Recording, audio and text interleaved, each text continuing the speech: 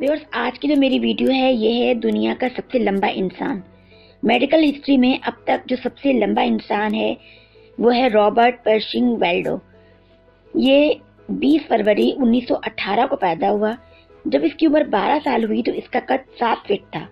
13 साल की उम्र में 7.3, 14 साल की उम्र में 7.6, 15 साल की उम्र में 7.9, 16 साल की उम्र में 7.10 और 17 साल की उम्र में 8.1 इसका कद बढ़ चुका था। जब 27 जून 1940 को इसका कद नापा गया तो इसका कद 2.72 मीटर यानी कि 8 फीट 11.1 इंच था और इसका वजन था 489 पाउंड।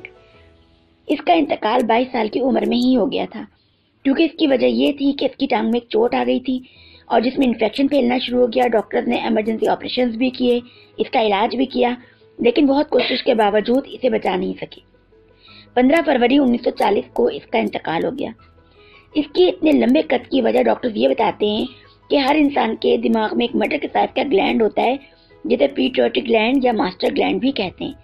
इसका काम होता है हार्मोन्स को बनाना और कंट्रोल करना, लेकिन इसके ग्लैंड्स ने एक्स्ट्रा काम करना शुरू कर दिया, एक्स्ट्रा हार्मोन्स बनाने शुरू कर दिए, जिसकी वजह से इसका कद तेजी से बढ़ना शुरू हो गया और इसका कद दुनिया का सबसे लंबे इंसानों में शुमार होने लगा।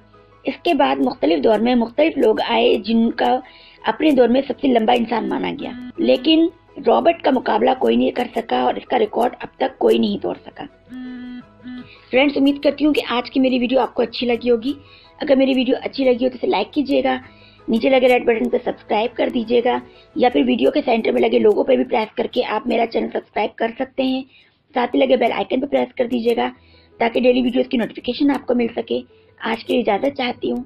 अल्लाह हाफिज।